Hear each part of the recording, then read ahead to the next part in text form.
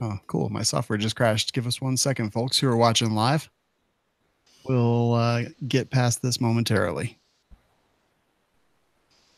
Maybe, maybe not. You never know. Maybe we'll just hang out and have fun. All right, here we go. The views and opinions expressed in this podcast are those of the individual co-host and do not reflect the official policy or position of the Firearms Radio Network and or their employers. Viewer discretion is advised. This is especially true on our live shows. Broadcast for shooters, hunters, and gun enthusiasts. This is the Firearms Radio Network. The bandwidth for this episode of This Week in Guns is sponsored by Patriot Patch Company. PatriotPatch.co. Welcome to This Week in Guns. This show is brought to you by the Firearms Radio Network and Patriot Patch Company. And Manticore Arms, and this show offers commentary on the latest firearms industry news, information, and buzz. I'm your host, Sean Herron. It's my pleasure to introduce our panelists tonight. First up, we've got a taco fanatic and the video editor and animator for the Gun Collective, Izzy Long. Welcome back. Thanks for having me. Love having you, buddy. Next up, we've got the owner and chief instructor of downrange firearms training and the best mustache in the Eastern Hemisphere. Please welcome back Matt DeVito. What's going on? Thanks for having me back. Absolutely. Glad to have you both here. And as you guys heard already, this show is sponsored by the Patriot Patch Company and Manticore Arms, patriotpatch.co. Be sure to sign up for their Patch of the Month Club. And Manticore Arms kind of blew up the internet a couple weeks back when they announced the Scorpion Evo Bullpup Kit that they made in conjunction with CZ USA and will be sold by CZ USA coming up very soon. I've shot it. I love it. My Evo should be here tomorrow. I've got the kit sitting in my office. And I am very, very excited. So go check them out, manticorearms.com. Coupon code is TWG10. Let's go ahead and get into the news. First story, armed felon killed in shootout near Miami airport. I don't know if you guys actually watched the video of the shootout that someone took from a balcony, but it is an incredible amount of gunfire. Multiple scenes all throughout Miami. And basically what happened, guy got out of jail, just a rotten egg from the get-go. Got a job at a club. Went to one of the club employees' house. Seems like he was posing as a supervisor. It's speculated in the article. Basically, pistol whips him, steals a bunch of jewelry, and then goes on a rampage. Gets caught by Miami PD. The FBI was investigating this as a hate crime, and because he apparently made some gay slurs to the guy that he robbed, and ended up basically chasing him throughout. They threw down a spike strip. His tires got popped. He had what they call an assault weapon. We all know that's a made-up term. So he had an AR-15, a shotgun next to him on the seat, and officers lit him up like it was an 80s action movie. Matt DeVito, what are your thoughts? It's funny you said like an 80s action. I was going to say like the movie Heat. Just riot in the streets. Again, it's one more push for the whole gun control debate and quote unquote assault rifles and everything else like that, and again, they'll say, oh, he used this gun, he used that gun. There were so many rounds fired, blah, blah. But again, he obtained them illegally. And that's the part that they'll say it was a legally possessed firearm because technically it was until it was in his possession, which made it illegal. Yep. But that's, again, that's the agenda they push. And when I first saw the headlines, it was like Miami police in shootout with active shooter with assault rifle, and it wasn't stolen firearm, it wasn't a robbery, and all, it was assault rifle shootout, active shooter, police involved. And again, that's just what the left they feed on. Yeah, completely agree. It's interesting kind of how that goes. And this guy is just a plain scumbag. He has been a criminal for years and years. He's a felon. He served many years, and he's just a piece of junk. Izzy, thoughts? Whenever I watched the video, I couldn't, and this is so first world, I couldn't get past the girl that had the camera. Oh, God. I know. Oh, God. Like, seriously, every 2 seconds. Oh, God. It's like, shut up, lady, shut up. I want to hear the cool shootout. That's kind of, I was thinking the same thing. I was like, okay, well, just maybe document and mute or something. Maybe just stop talking. So I'm waiting to hear Al Pacino. Shut up. So true. Exactly. Go ahead. No, besides that, it was It was surreal. It was straight up like, I mean, like in the movie, I don't know if, and from a movie production standpoint, what they did in the movie Heat, Matt, I don't know if you know about this. They put microphones, big shotgun mics, up to like 4 blocks away, and then shot fouls because that had the best sound. And that's Really that's your favorite. I know fouls are dear to your heart. So it just echoed like crazy. It gave the perfect sound, and so that's like during that whole bank scene, man. That was awesome. That's what kind of this reminded me of so much. Like I wanted her to shut up. I was like, oh, this is. It's horrible, but it's cool. It was pretty dang crazy, and they said that the car looked like Swiss cheese after the fact. So I can imagine that. Apparently, it was 2 separate law enforcement agencies and the FBI were all firing at the car when the tires popped and it crashed into the back of a cement truck. So, it's interesting to think when people were interviewed and the stories you heard and the education that we've had about the JFK shooting. And when they made such a big deal about what people actually heard. And then, like, if you fast forward that to today, I guarantee you pull a kid off a street, they'll know the difference. Like, take 10 people, 5 of them will know the difference between what an echo actually is. And but then again, I saw some reports saying that somebody was saying that this particular thing, we heard automatic gunfire, and it's like, no, you just heard a lot of it real fast. Yeah, exactly. Right. All right, those darn bump stocks. Yep. This guy's gone, no longer intimidating people. I don't know if you guys read the last line, but it is kind of sad. It says, a woman claiming to be his sister posted on social media, I lost you for so long and finally got you back. You pull this bleep on me. You were my protector, and now you left me all alone. Again, rest in peace. I hate you so much right now. Just to bring the human element back to things. And yeah, I saw that. That was sad. Yeah, it's very tough. All right, next story. We have talked about this in the past, but this is a little bit of an update. Maryland man shot 2 officers that mistakenly served a warrant at his home. He will not face charges. So one of the things that we kind of pointed out is the previous news stories actually said that he had shot through the door, and this one clarifies that he actually shot after they opened the door. Still don't know necessarily whether they identified themselves as officers. It seems pretty clear that they didn't, but basically what happened is they had a confidential informant that gave them some bunk information. The detectives apparently didn't do their due diligence to make sure that this was the appropriate and correct information. A warrant serving team went to this person's home. It was the wrong address. They opened the door. He shot 2 officers. At that point, realized they were officers, went to the window, started calling, you have the wrong house. Please don't kill my daughter. And another officer returned fire. The innocent party was not hit. And basically they are now saying they're not pressing charges. This guy did exactly what he had the right to do. And, good news for everybody. No one died. The officers got shot. The chief of police put a moratorium on search warrant, whatever they call it. And just a moratorium for 24 to 48 hours to make sure that they reviewed the process and made sure everything was good. Matt, what are your thoughts on this one? It's tough because, doing that job is tough. Having to gear up and go get ready to kick somebody's door and everything else like that. It's a 9-officer special response team, guys that do it every day, or at least a couple times a week, specially trained in the stuff. And it's unfortunate because, they say one of the biggest oxymorons of all time is military intelligence. And I think it kind of goes hand in hand with, police intelligence as far as stuff getting conveyed from dispatch to supervisors to officers in the field where, a lot gets lost in translation.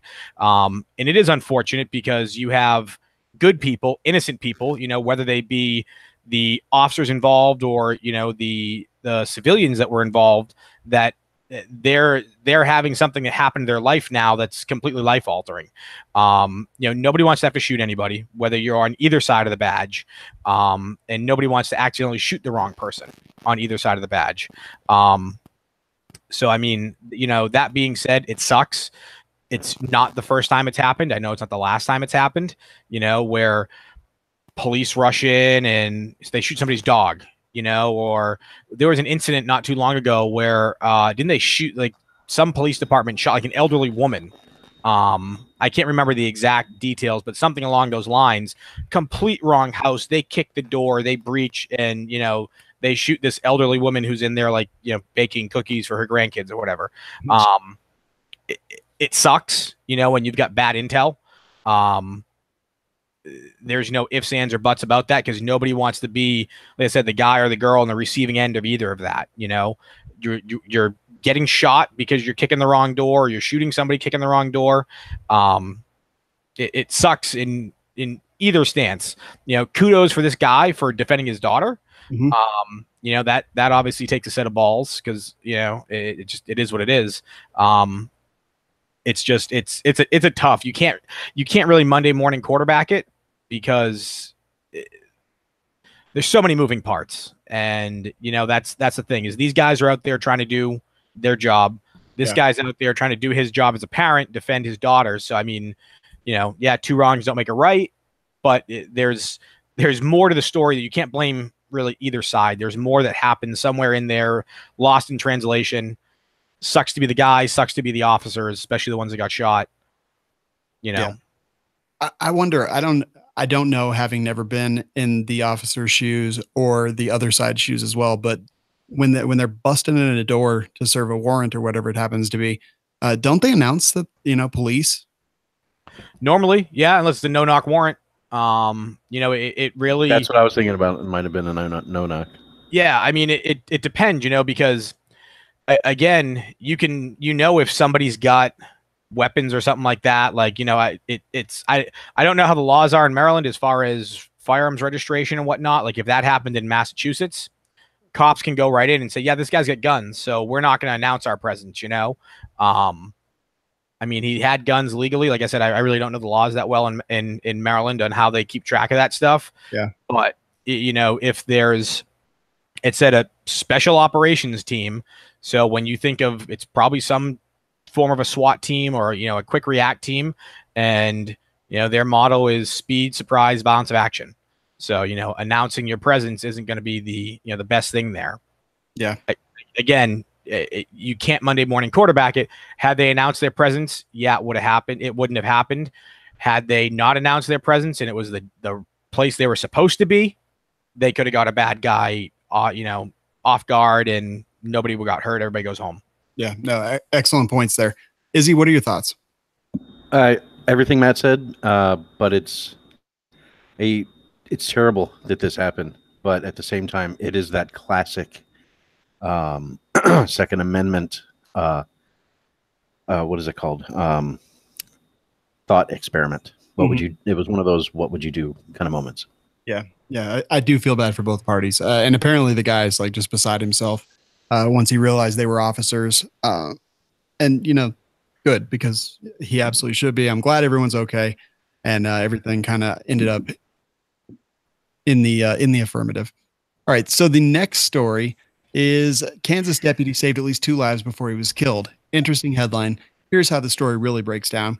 Guy carjacks a truck, ends up somewhere else, and apparently had stolen a firearm. Ends up somewhere, people calling a suspicious character. Officer who was investigating the stolen firearm also gets dispatched to this call. Shows up, searches the guy, finds a firearm, sets the firearm aside, starts handcuffing the guy. Guy starts fighting back. Ends up the officer gets shot. Officer never quits, never fights, warrior mindset, stays in the fight, and ends up killing the bad guy. Officer then expires. He unfortunately passed away and died. And there was apparently 2 witnesses there that had called it in, and they say that he saved their lives, which very well could be. You never know how someone's going to react. They had just witnessed him murder a deputy. But just a very interesting story. And really, it does go to that warrior mindset. Like, he was shot, he was fatally injured, but stayed in the fight and took the guy with him. Izzy, why don't you go ahead and talk about this one first? Yeah, it's. I mean, I hate to boil it down, but it's one of those situations where I can only assume that every officer thinks about when they make a traffic stop. Something as simple as that could go so sideways so fast. And that was You start to kind of Monday morning quarterback it and think to yourself, what could have, been done differently, or it's one of, again, another thought, experiment. But man, that I don't know where those witnesses were, how close they were to the situation, and I'm not quite sure if his goal was to take the guy with him or to make sure that he didn't kill anyone else, I guess. And does it say how he did he just kind of loosen his hand, like when he was cuffing the guy? Did Unclear. The sheriff does say they know exactly what happened. No video has been released at this point. Just freaking, yeah, who knows if the guy just overpowered him momentarily, got the gun. We could talk about where to stow that firearm when they take it away for hours and hours and hours. Yeah. Ultimately, guy fought, cop died, but still fought back. Matt, what are your thoughts? Again, it's tough to Monday morning quarterback it. It sucks, obviously, anytime a police officer, is there, they lose their life doing what they set out to do, protecting other people. It sucks. Again, kudos to him for having the wherewithal to stay within the fight, to keep fighting and preventing, more deaths. It goes to, I guess, just the type of person you need to be. You need to be a completely selfless person in order to do that job, with 9/11 just passing and stuff like that. And all the videos and pictures people shared of first responders rushing in and giving their lives so that others can live. It's tough. It sucks. But it's part of the job. Every day you put on the uniform, that you may not come home. You hope it's not your day. But again, kudos to him. Obviously sucks for his family, but he died doing what he took an oath to do, and that was to protect others. And there are short little anecdotal story. A very good friend of mine, he's a state trooper in Mass. He was rescued as a baby from a burning house by another state trooper. And when he got on the job, he was finally able to meet this other state trooper. And basically, he lived, he survived, he grew up to be a cop because of the actions of this, selfless actions of this police officer rushing into a burning building to save a screaming child. And now he went on to become another state police officer. So it's, who knows? I know it's obviously tough to speculate, maybe the lives he saved, those are the people who are going to cure cancer in the future or something like that, but I mean, that's kind of the positive that you have to look at is those lives were spared, and, hopefully they go on and, go to do great things and remember, what happened and, who they have to thank for that. So can't say it better than that. We'll stop that story there. The next one is kind of interesting to me. Co-founder of March for Our Lives leaves group and admits to mistakes. So there is this group that formed, David Hogg, Emma Gonzalez after Parkland. Cameron Caskey was one of the individuals who helped start that, and kind of has been a little bit quiet over the last couple months. Well, it turns out that he has actually left the group and admitted to some mistakes in how he approached the whole issue of campaigning for gun control. Now, to be clear, he didn't suddenly become, pro-gun. He has just realized that they made some mistakes. They kind of did things a little bit backwards. If you remember, this is the kid that kind of stood, was it Paulo Rubio? Rubio, yeah. Right in front of him and just, acted like exactly like you would expect a sorrowful teenager to act. He was flippant and emotional and just honestly a real jerk to a United States senator. But people look past it, and he basically came out and said, look, I was not an expert. They propped me up as an expert. I don't really know what the heck I'm talking about. And I'm going to do things differently. And I think that's good. It also mentions that he's starting a podcast. And I think this is good. This is a person, this is an individual, a thinking human being who kind of realized they were being used, realized they made mistakes, stepped away from that organization that he helped found. I highly doubt we will see some of those other individuals that I already mentioned follow in his footsteps. But Matt, what are your thoughts on this? It's good to see some millennials break out of groupthink and actually think on their own and show some form of intelligence. Hopefully others follow in his path. And again, you know, he doesn't have to be pro-gun, but the fact that he understands and can admit the fact that he's wrong, and two, understand the fact that sometimes there's a knee-jerk reaction and you have this, you know, emotional oversight over common sense. And you know, the biggest thing that we see sometimes is these groups of kids group think, and you know, they may not, I don't want to say they're not intelligent enough, but they just kind of go with the crowd, and oh, this is the hot topic of the month, so you know, let's do this and let's do that. You know, so to see somebody be able to stand up and say, yeah, you know what, I was wrong, that doesn't take a child, it takes a man to admit that, you know. So hopefully it sets an example, maybe a precedent for some other kids in his generation to be like, okay, you know what, I don't have to go with what's the flavor of the week or the month. I can think on my own. I can be an individual. I can have my own thoughts and opinions. I can articulate them and not have to worry about, you know, getting made fun of or, you know, being ridiculed. You know, and that's the thing is, one, admitting you're wrong. Being able to come out and say that, especially when you're in such a spotlight like that, is huge. Yeah. So I mean, good for him. You know, and like I said, hopefully others follow. I know David Hogg never will, but hopefully some others follow in his footsteps. So true. Now, Izzy, I want to bring a point to you. You know, he mentions in this article he's starting his own podcast called Cameron Knows Nothing.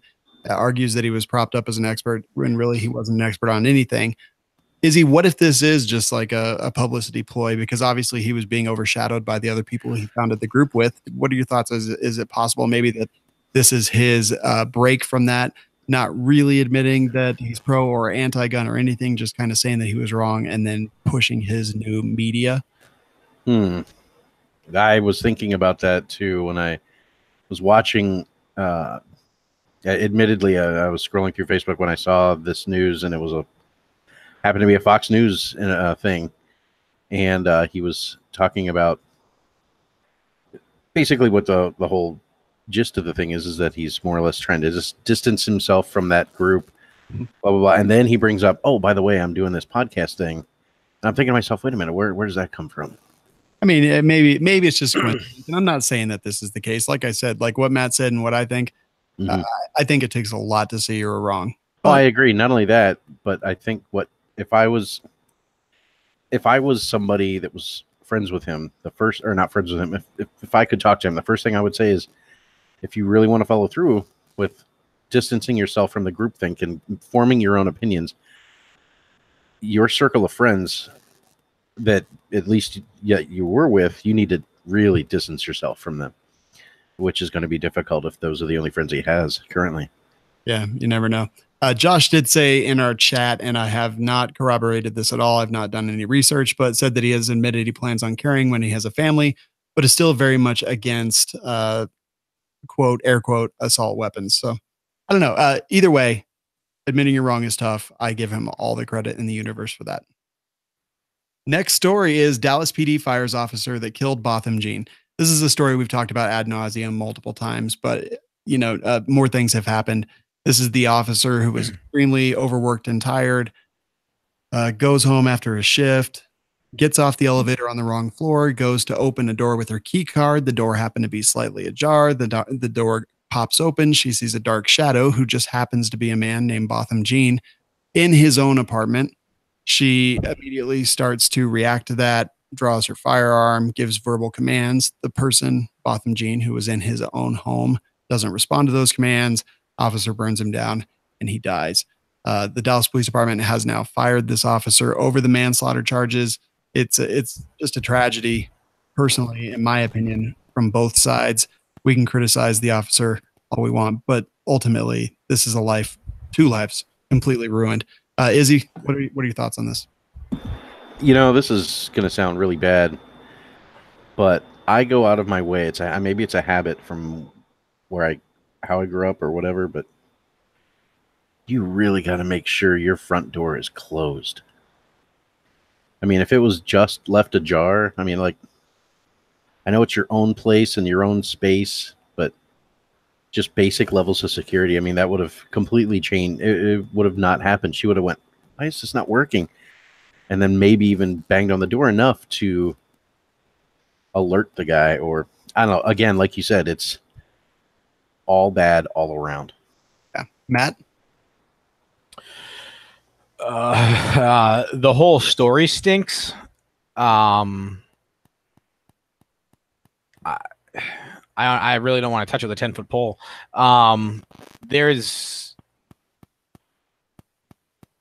I honestly don't think, I don't know how to say this and come off the right way. One, I think the fact that they tried to cover it up and say, oh, well, he had weed in his apartment. Oh, I know. I mean, that, like, I was kind of with the whole, like, okay, you know, who knows the backstory, but then it comes out like he's actually a good kid. You know, all this stuff. And again, like, I'm obviously super, you know, pro law enforcement. So to see something like this and hear something like this and then say, oh, well, we're opening up an investigation because there was marijuana in there. And all, it's like, man, now you're grasping for straws. And now you look really bad that you let her go, because obviously you're not standing behind her because her story doesn't corroborate with exactly what happened. And, you know, again, there's two sides to every story, and there's the truth. And I mean, I get fatigue. I get that whole thing. I mean, we were just talking off the air. I work 12-hour shifts, and I get home at 6 in the morning, and I'm dead tired. And no matter how tired I am, I still know which key opens the front door to my house or the back door or anything like that. And it's like, I've never driven to my neighbor's house and try to go into their house, you know, because it's one door closer than mine. There's a lot wrong that, who knows, maybe she'll go to jail and write a book. Who knows? But, you know, there's a lot more to the story than I think they're releasing. Obviously, I'm sure her lawyer has told her to just shut the hell up. Yeah. You know, say what she needed to say to kind of keep her ass out of jail. But I mean, it's for all intents and purposes, it doesn't sound like manslaughter. It sounds like murder. You know, and again, it's tough to say whether they had any knowledge of each other. It could have been a lover's quarrel, try to be covered up. Like there is so much stuff that could go on behind the scenes. It appears that they've established that those things aren't the case. Yeah, I agree with you though. Like saying, he has weed. Well, I don't care what he has. I don't care if he had 57 illegal AK-47s and he was the drug kingpin of his city. It doesn't matter. He was in his home minding his own business and did not deserve to die because of that. Right. Yeah. She wasn't serving a warrant. There wasn't a dispute. You know, it wasn't, he was the downstairs neighbor. The upstairs neighbor was making loud noises. And, you know, she went to go be like, hey, it's the police. Like, stop doing what you're doing. And he attacked her. Mm-hmm. You know, from every story that I've heard, he was not compliant. Well, I wouldn't be compliant either if somebody broke into my own home. Exactly. You know, and okay, the door was ajar. Again, they try to cover it up and say there was weed involved. You know, he could have been a felon. So how do we know the door was actually ajar? You know, there's a lot that could have happened in between him dying and more police coming on scene and taking her statement. Mm-hmm. Definitely. So bad stuff all the way around. We'll keep updating on that story kind of as we go and getting our panelists reactions and responses to that. Izzy, anything else to add on that one? No, that was just horrible. Yeah. Next story is 3 dead plus suspect at a Maryland warehouse murder. This is kind of a tough one. This is a person working. This is a transgender person, and that detail is completely unimportant to the story. I'm just reporting it because everyone else has reported it. I don't think it changes a thing about anything, but apparently goes to the temporary job that, and I don't know what their pronoun is, so I'm just going to say he. I don't really care personally. Goes to the place, argues with somebody outside, gets into an argument, then starts shooting outside, goes inside, ends up killing 4 people, including themselves. And man, the thing that I wanted to talk about on this one is that at the very bottom, everyone's like, "Oh, I'm so sorry. This person isn't a bad person. Just, I guess it wasn't her day. She just came in to pick a fight with someone, and then she pulled out a gun and started shooting at coworkers. Like, no, sorry, not a good person. Clearly a deranged individual. I don't really care what the situation is. You don't just start randomly murdering people and then kill yourself. Trash in, trash out is my opinion. Izzy, what are your thoughts? Straight up, exactly. And I hate to cut it short. Yeah. I mean, there's really not. I'm down, down, man. Can really say. Yeah, Matt. So keeping in mind that the thoughts and opinions of the panelists don't reflect the Firearms Radio Network, you've got to screw loose if you're going through a process to become a different sex, anyways. So I'll leave it at that. I'm kind of with you. Yeah. Oh, geez, what a disaster. But I didn't really hear about this one. This is a person going into a place of work, block, and shooting a bunch of people, including themselves. But I didn't hear much about it. I don't know why that is. It happened 6 days ago. But any thoughts on that, guys? Can you repeat? I had like a bunch of noise in my headphones. Can you repeat what you said? Yeah, you were Darth Vadering a little bit. I was hearing it too. What did I say, Izzy? I forgot already. That's what I'm saying. We could hardly hear you. Oh, you guys couldn't hear me? Yeah. No. Oh, that's so weird. I don't know. Well, we'll just assume that I didn't ask a question. We'll move on to the next one. Smith & Wesson loses gun safety fight brought forth by religious groups. This happened to Sturm Ruger previously and now has happened to Smith & Wesson. The Interfaith Center on Corporate Responsibility is a stockholder in the American Outdoors Brands company, and they basically went in and said in the stockholder meeting, they said that they wanted Smith & Wesson to do a report on whether they're doing enough to prevent gun violence and create smarter and safer firearms, and et cetera, et cetera, et cetera. And at the shareholder meeting, it actually passed and went through. So now Smith & Wesson has to do this ridiculous report. Matt, what are your thoughts? I hate this stuff. It's like I'm reading the article and it talks about like potentially a name change. Wow, even odder. I didn't see that part, but it updated 8 hours ago. Smith & Wesson proposes a company name change. I mean, I'm What? one person. Yeah, it's the bot. It's the there's like a little video there in the story. Unreal. Yeah. I mean, honestly, like, what are they gonna like? Puppies and kittens? What are they gonna call themselves? Like, I honestly, when I hear stuff like that, I love Smith & Wessons. Like, I think like 7 or 8 M&Ps and same a bunch of different revolvers. I'd never buy another one of their product again. They could make like the most awesomest gun in the world. I would never buy it because they bow down to the pressure of the liberal left. And sorry, it doesn't fly with me. Yeah, I'm with you. I am all about the M&P line. I've got pretty much all of them ever, except, man, it would take, wow, that's an interesting. I'll have to ponder that one myself and see if I would shun them forever. This group is a religious group led by a lady, or at least their spokesperson is Sister Judy Byron, and they got 11 shareholder groups to back it and then get it passed at the shareholder meeting. Ridiculous. Izzy, what do you think? You know, and I'm kind of probably speaking Nate Murr can associate, because I think he and I are like the last holdouts of the guys that still smoke cigarettes in this community. But this screams the tobacco lobby and what they end up having had to do. Yeah, it's a different situation, understandably. But I don't know if a lot of people remember, but in the mid-90s, after that whole tobacco thing, court case kind of situation happened, I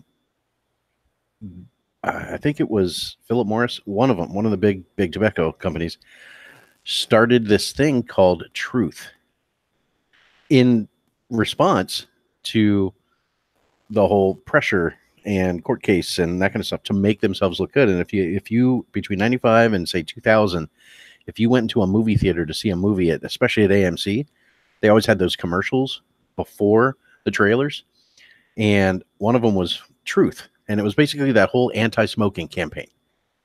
And nobody knows that actually is Philip Morris that's doing that, which is completely, it's like we sell Twinkies, but we're also going to sell the anti-Twinkie at the same time. So for Smith & Wesson to bow to this is, I mean, that's such a shame. Yeah. And just to point out a clarification, all they have to do is do the report. But if this group of concerned, and I'm doing air quotes so ironically right now, concerned individuals and shareholders is so powerful to kind of get this to pass, that makes me worry about other things. This also happened at Sturm Ruger. It's now at Smith & Wesson. People always say this, and I've been very clear on this over the last couple of years, that people want to think that anti-gun people are stupid, that they're idiots and they don't know anything. But I think that the people we are up against, the groups, and they're extremely intelligent. I may not agree with their choices, but they understand how to politic very, very well. And they're organized and motivated. Yes, we need to be very cautious and fight them. Anything else on this one, guys? I don't have anything else either. Did you guys see Texas father and son kill neighbor over a trash dispute? I don't know if you guys saw this. If you like GIFs and memes of like two fat shirtless dudes with guns acting like complete creeps, you probably heard of it. What you didn't know is shortly after these GIFs and memes were basically recorded, they murdered their neighbor over a trash dispute, and just absolutely crazy. The video is out there. It looks like some kind of Ozark Mountain reality show, but sure enough, nope, it happened. Just avoidance of situations, in my opinion, is so key, especially if someone's armed. It's just this thing escalated and escalated and escalated, and then breaks out in gunfire, and a man ends up dead. Matt, what do you think? I mean, the memes are priceless, right? I mean, obviously, it's a suck situation. It's didn't have to happen. Again, gives gun owners a bad name because, here you are, you have two people that, they think they're standing their ground, but they're not really. Completely illegal what they did.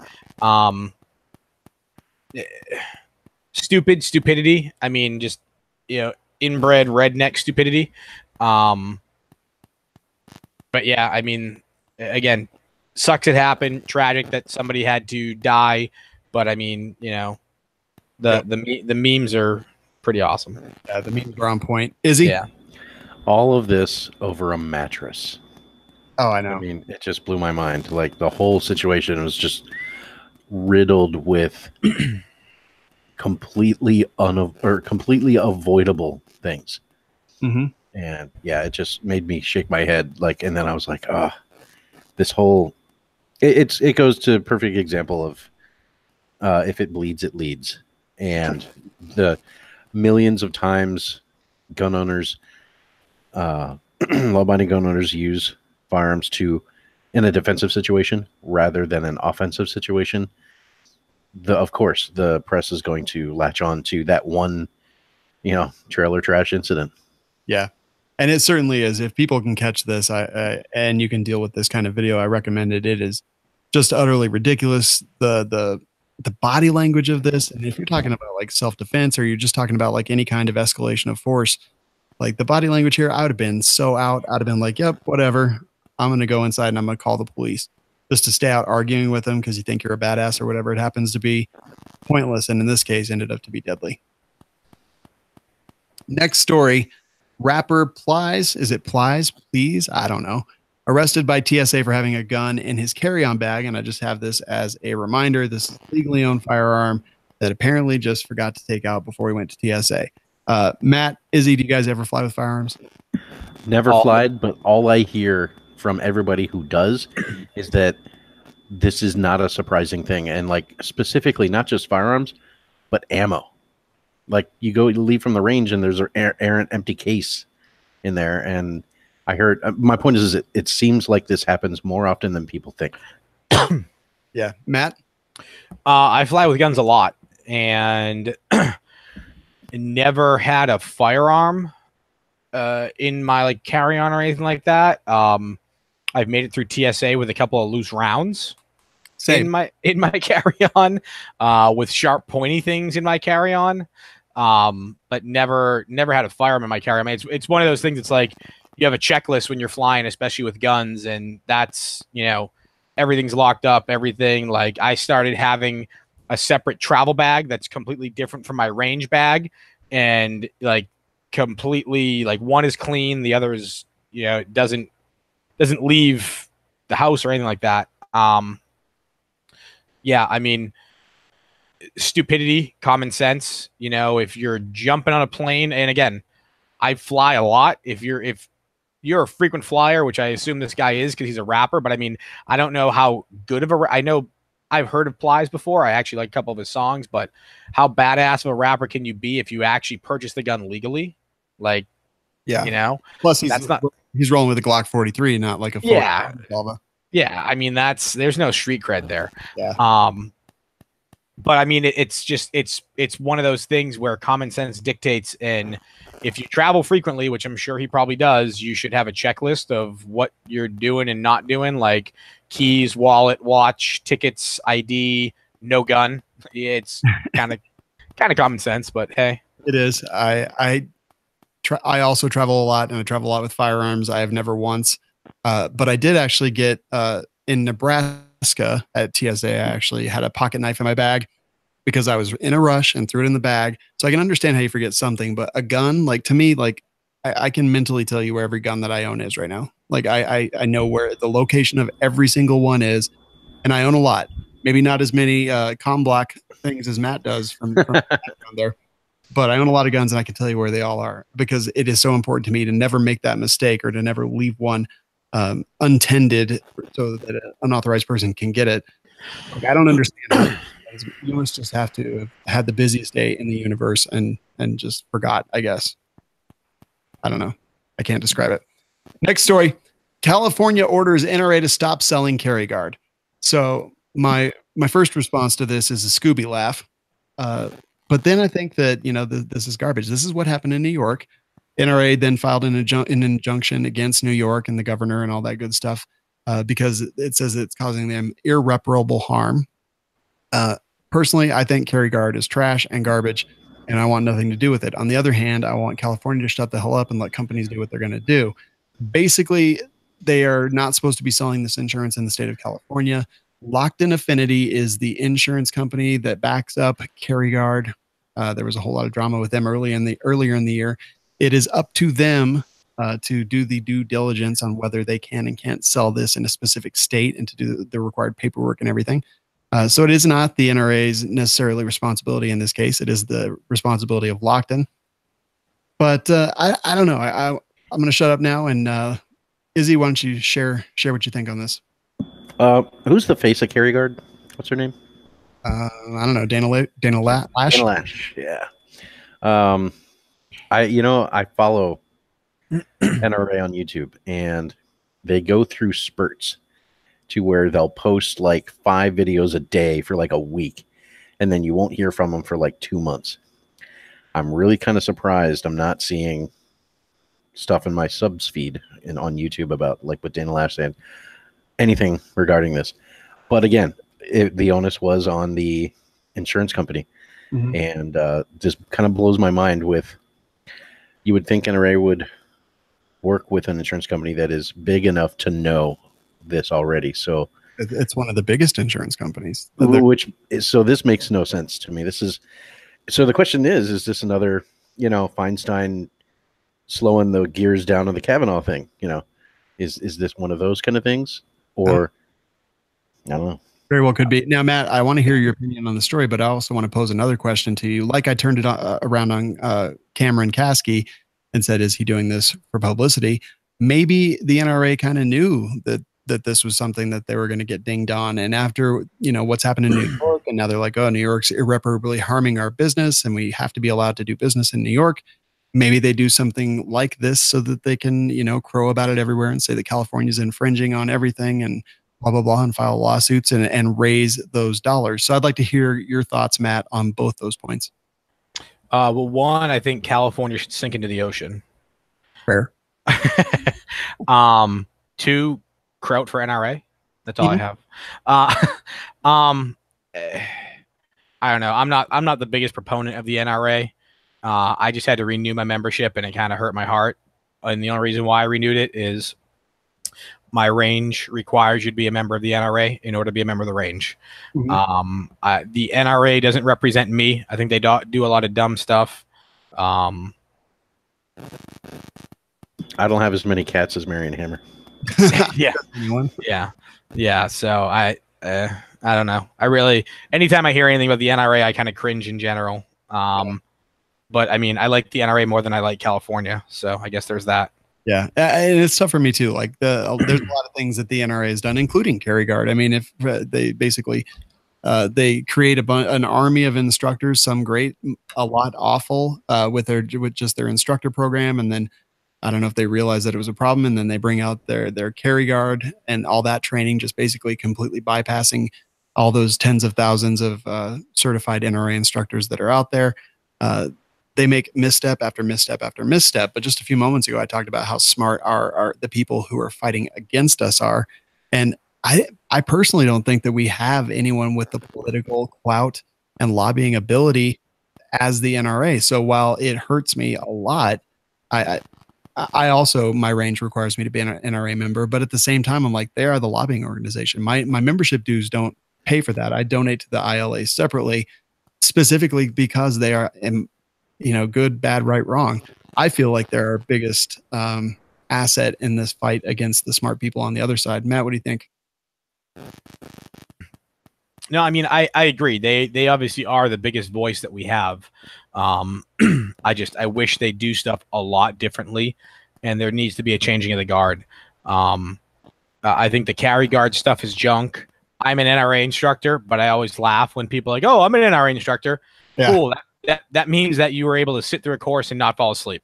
Same. Because that's how you become an NRA instructor. Like having owned a gun shop, having worked in a gun shop, you could tell when somebody's an NRA instructor from 10 miles away before they even got into the shop. And you knew they were going to let you know they were an NRA instructor, and they did. And, they'd wear their rockers and stuff like that, and their patch jackets like they were part of a biker gang. And, unfortunately, they've taken a much more conservative stance than they should. At least I believe. I think we're a far ways off from Charlton Heston saying "from my cold dead hands." Mm-hmm. It's become a softer, gentler hearts and minds NRA, and I don't think it works. I mean, yeah, you have to, when you're talking about the topics that we talk about as far as our constitutional rights, you have to take a solid stance, and sometimes you have to be abrasive with it to get your point across.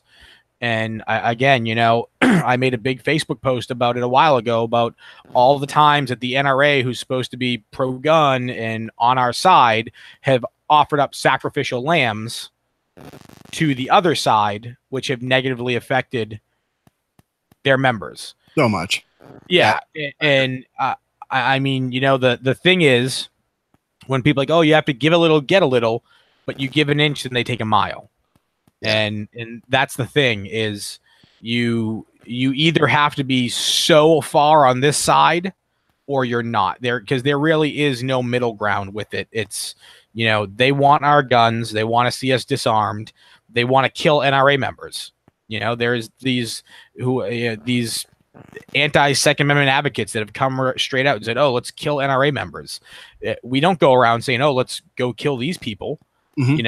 And it's just, you have to take a stance. You have to put your foot down. There shouldn't be any like, "Oh, let's tiptoe through this and hope we make it through." It's not. I don't believe that's the way the NRA was founded and what it was meant for. And like I said, to me, the NRA that I know is that iconic picture of Charlton Heston, "from my cold dead hands," and he's probably rolling over in his grave right now, with everything that's happened as far as the powers that be in the NRA right now. Yeah, we need to change it. Executive leadership, down with Powell is kind of my motto. But Izzy, anything else to add there? No, I agree. The only thing I'm going to say about the NRA, only because I'm so close to Adam's campaign, is a lot of people don't understand how the board of directors works. Like when they hear us say crowd for NRA, that's a good thing. Same thing with Tim and that kind of thing.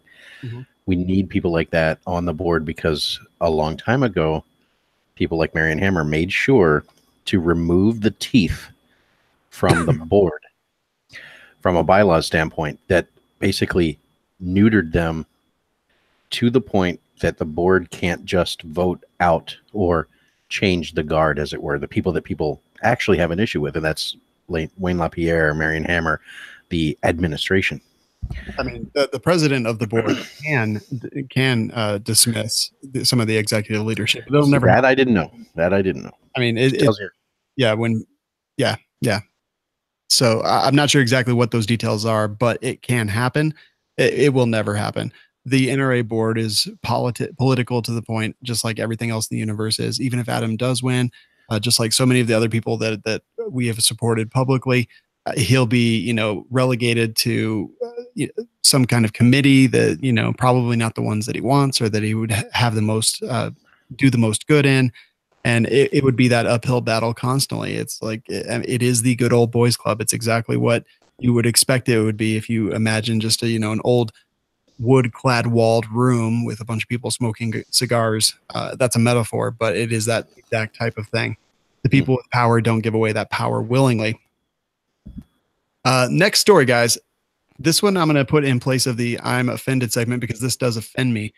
14-year-old killed by target shooter's stray bullet in Utah. So they're out target shooting. He's sitting in the back of his family's car at the Monte Cristo Range in Northeast Utah. Errant bullet goes, shoots him in the head, dies on the scene. Just like what an incredible tragedy and what an incredible reminder to be aware of your target and what lies beyond it. Izzy, what are your thoughts here? That was the first thing that went through my mind when I read this. I'm like, I don't know what the layout of that range was. Like, dude, like they were, from what I understand, like visually, whenever I was reading the thing, the picture that I saw in my mind was they have this range, there's a berm, and right behind the berm, somewhere within a certain amount of distance, is a road. And I'm like, it immediately to my mind, I was just like, well, wait a minute, that's fourth rule, man. I mean, come on, like. To be clear, I think the Monte Cristo Range is like a mountain range, not a shooting range. Oh, okay. Public land where people are shooting. Matt, what are your thoughts here? Well, that's what I was going to say, because when you said Monte Cristo Range, I'm like, oh, they were at a gun range? Because everything I heard was they were just driving by somewhere and there are people off in the distance shooting. And again, I live in New Hampshire. People do that all the time. I remember when I lived in Oklahoma and you could just pull off on the side of the road and there's nothing because there's nothing in Oklahoma, and just literally shoot and nobody cares. And you could pull over on any stretch of the highway and there's probably shell casings and meth needles and whatnot. That's Oklahoma though. Also Colorado. Yeah.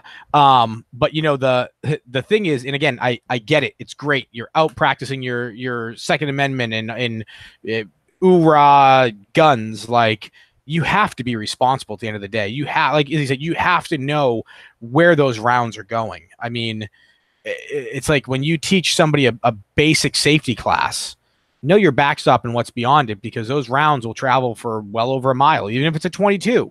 And you're responsible for every one of those rounds. Right. Every time you pull the trigger, you're responsible for what comes out of the end of the barrel. And it sucks because, again, here are these legal gun owners that make a stupid mistake and make everybody look bad.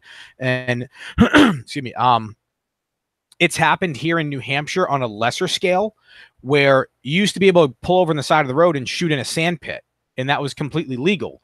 And then all these people started leaving their trash in the sand pits. They're shooting fridges, they're shooting propane tanks, they're shooting TVs. And it's like, okay, well, now you went from being a responsible person shooting into a sand pit to being an ass grass and leaving trash and everything else. And now it becomes an EPA type thing. And then again, we all look like bad guys because one person did something stupid. You know, and that's all it takes. That's all it takes. And this family, maybe they were pro-gun. Who knows? I'm sure they're not now, you know, because of somebody else's stupidity. And it's super tragic. I get it. Yeah, it's your right to go out and shoot on public land, and it's cool and stuff like that. I mean, I've got friends that do it in Nevada, like in the desert around Las Vegas, and they've actually said the biggest downfall of that stuff is Instagram, because there are certain people on Instagram that have lots and lots of followers that have posted themselves out there shooting out there, and you know, they'll geotag themselves or whatever. And their followers go out there to try and be cool and do the same thing and maybe meet them, and they leave all their trash behind. And, you know, eventually local people complain and that area gets shut down. You know, GY6 Vids, he talks about that all the time on Instagram. Like whenever he goes to shoot, one of the first things he does before he starts setting up and talking about what he's doing is all the garbage that he finds from so lame irresponsible shooters. Yeah, I mean, it's it sucks, you know. Like, there's even people when you go to the range. Like, yeah, I belong to a private range, and people that don't police their brass, dude. It takes 3 seconds to get a broom and a dustpan and sweep that up. Or like, you know, I just got back from hunting, and I was on my hands and knees after I shot my bear, trying to find my spent shell casing. One, because it's a cool collectible, but two, because I don't leave anything in the woods that I didn't bring out. It's, you know, you leave things how you found it, plain and simple. And that's how you can carry on that tradition and how we have public land to shoot on, because you got to be responsible with it. So from knowing your backstop to just being a good moral person and not trashing something that's not yours. Yeah. Very well put, guys. So the last story of the night is from our full auto news segment. This one is man gets thrown off a bridge for trying to defend a woman. Did you guys see this? So apparently there's a domestic dispute going on. A guy stops. Police pull in directly after. The guy tries to stop. We'll call him the bad guy. Bad guy picks him up and throws him over the side of a bridge, 30 feet down into shallow water. The guy did survive.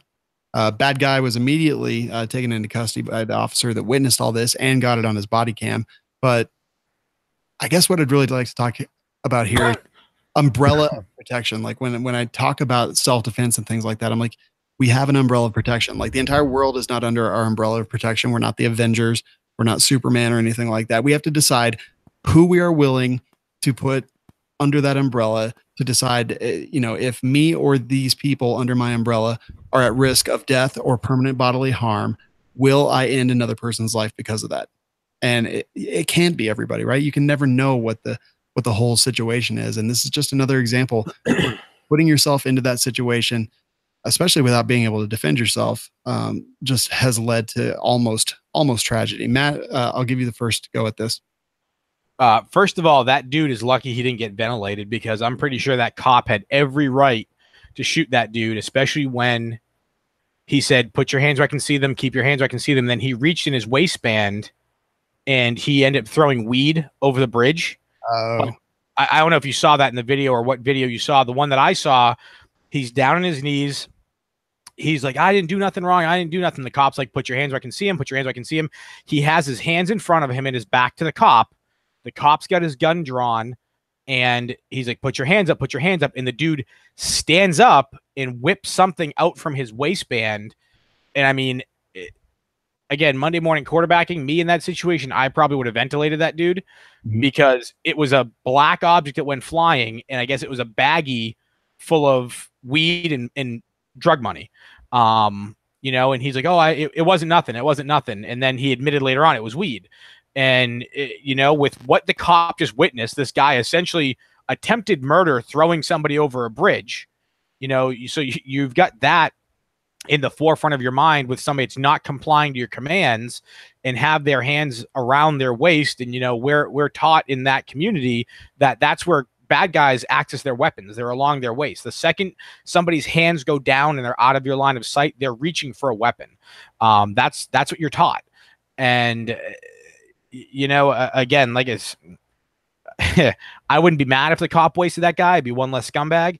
Yeah. But I mean, again, back to, I guess, to the original question, what if you're a citizen and you see that, what do you do? I mean, it's tough, right? Like, you don't want to sound like a sissy and be like, oh, well, I'm not going to do anything. But also at the same time, there's so much to think about as a civilian. Yeah. And I mean, the thing is, honestly, it's like, maybe you draw down on that. And again, it depends upon when you walk up on it. If you just see two dudes wrestling, whose side do you take? Because that's kind of how it opens up, is you see two guys wrestling with each other, and then one guy picks the other guy up and throws him over the bridge. So, walking into that situation, there's a lot of different paths that could have taken. Are they friends? Is it horseplay? Did this one guy beat the crap out of this other guy, and this other guy end up getting the upper hand and toss him? There's so many avenues that could go down. And again, it's all stuff you have to process in that 3-second window of what's going on. Yeah. I mean, your best bet is probably to not confront them, as kind of sucky as that may sound. I mean, honestly, me personally, I think I'd have been more concerned with the guy that went over the bridge and seeing if I could, one, call 911 and then maybe render him aid. Yeah.